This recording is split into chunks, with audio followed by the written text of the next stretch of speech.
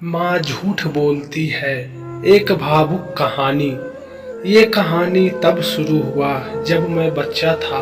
मैं एक गरीब परिवार के बेटे के रूप में जन्म लिया था। खाने के लिए हमें अक्सर भोजन की कमी हो जाती थी। जब भी खाने का समय होता, माँ अक्सर मुझे अपने हिस्से का खाना दे देती थी। जब वह मेरे थाली में अपना चावल निकाल रही होती तो वो कहती थी, यह चावल खा लो बेटा, मुझे भूख नहीं है। वह था माँ का पहला झूठ। जब मैं बड़ा हो रहा था तो मैंने देखा था कि मेरी माँ दृढ़ निश्चयी है। हमारे घर के पास एक नदी थी, उसमें कई लोग मछलियाँ पकड़ा करते थे। अपने खाली समय में माँ मछली पकड़ने के लिए चली जाती थी। उसे उम्मीद थी कि उसे जो मछलियाँ मिलेगी वह मुझे मेरे विकास के लिए थोड़ा सा पौष्टिक भोजन दे सकती है। मछलियाँ पकड़ने के बाद वह मछलियों को बड़े प्यार से बनाती और मुझे बड़े प्यार से खिलाती। जब मैं माँ को अपने साथ खाने को कहता तो आज मैं मछली नहीं खा सकती, ऐसा बोलती। वह था माँ का दूसरा झूठ। फिर जब मैं जूनियर हाई स्कूल में था, मेरी पढ़ाई के पैसे देने के लिए माँ ने एक छोटी कंपनी में काम करना शुरू किया। इस काम से उसे हमारी ज़रूरतों को पूरा करने के लिए कुछ पैसे मिलने लगे। फिर सर्दियाँ आ गई। एक रात मैं नींद से उठा और अपनी माँ को देखा जो अभी भी जाग रही थी। एक छोटी सी मोमबत्ती की रोशनी में कंपनी से कुछ काम घर पर लाकर कर रही थी। मैंने कहा, माँ सो जाओ, देर हो चुकी है, कल सुबह तुम्हें काम पर भी जाना है। माँ मुस्कुराई और बोली, सो जाओ बेटा, मैं बिल्कुल थकी नहीं हूँ और वैसे भी मुझे काफ़ी देर से नींद आती है। वह था माँ का तीसरा झूठ। मेरी अंतिम परीक्षा के समय माँ ने मेरे साथ चलने के लिए अपने काम से छुट्टी मांगी। जब दिन चढ़ा और सूरज की तपिश बढ़ने लगी थी तो कई घंटों तक तेज धूप में मेरी माँ ने सूरज की चमकती गर्मी में मेरा इंतजार किया। जैसे ही घंटी बजी जिसने संकेत दिया कि अंतिम परीक्षा समाप्त हो गई है, माँ ने तुरंत मेरा स्वागत किया और मुझे एक ठंडी बोतल में एक गिलास लस्सी पिलाई जो उसने पहले से मेरे लिए तैयार की थी। वह गाढ़ी लस्सी लेकिन मेरी माँ के प्यार से ज़्यादा गाढ़ी नहीं थी। अपनी माँ को पसीने से लथपथ देखकर मैंने तुरंत उसे अपना गिलास दिया और उसे भी पीने के लिए कहा।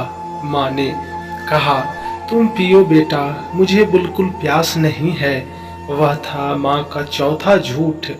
बीमारी के कारण मेरे पिता की मृत्यु के बाद मेरे गरीब माँ को अकेला माता पिता के रूप में अपनी भूमिका निभानी पड़ी। अपनी पूर्व नौकरी पर रहकर उसे हमारी ज़रूरतों को अकेले ही पूरा करना था। जब मैंने अपनी पढ़ाई पूरी की और फिर नौकरी पाली, मेरी बूढ़ी माँ के आराम करने का समय आ गया था, लेकिन वह ऐसा नहीं चाहती थी। वह हर सुबह ईमानदारी से बाजार जाती ताकि सब्जी बेचकर अपनी ज़रूरतों को पूरा कर सके।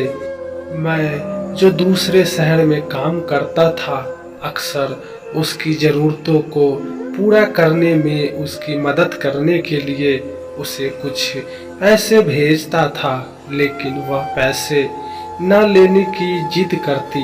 वो मुझे पैसे भी वापस भेज दिया करती। माँ कहती, मेरे पास पैसे हैं। वह माँ का पांचवा झूठ था। स्नातक की डिग्री से स्नातक होने के बाद मैंने फिर अपनी पढ़ाई मास्टर डिग्री तक जारी रखी। मैंने डिग्री ली।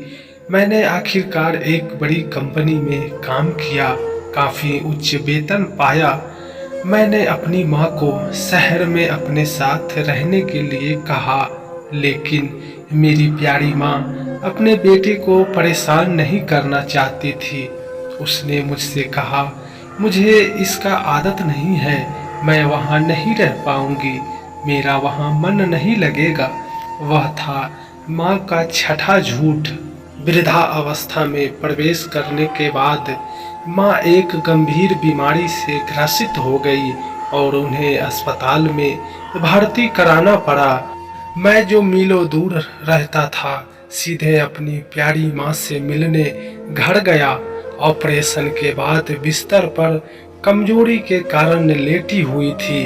माँ जो इतनी कमजोर लग रही थी, गहरी तरफ से मुझे देख रही थी।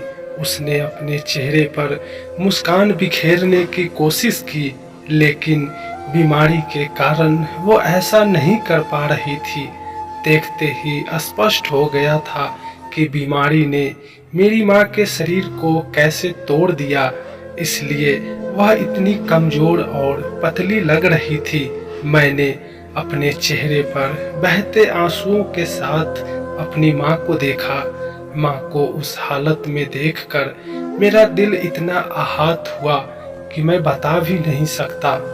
लेकिन माँ ने अपनी पूरी ताकत से कहा, रो मत मेरे बच्चे, मुझे दर्द नहीं हो रहा। वह था माँ का 7वां झूठ। अपने जीवन का ये आखिरी झूठ बोलने के बाद माँ ने हमेशा के लिए अपनी आंखें बंद कर ली। मेरी माँ और उसके सभी झूठ हमेशा मेरे दिल में रहेंगे। इस संसार में माँ से बड़ा कुछ भी नहीं। आशा करता हूँ कि कहानी आपको पसंद आई होगी। इस कहानी पर आपकी क्या राय है, हमें कमेंट जरूर करें। कहानी पसंद आई हो तो लाइक और शेयर करना ना भूलें, और चैनल पे नए हैं तो चैनल को सब्सक्राइब जरूर करें। फिर मिलते हैं किसी नेक्स्ट वीडियो में। कहानी सुनने के लिए बहुत बहुत धन्यवाद।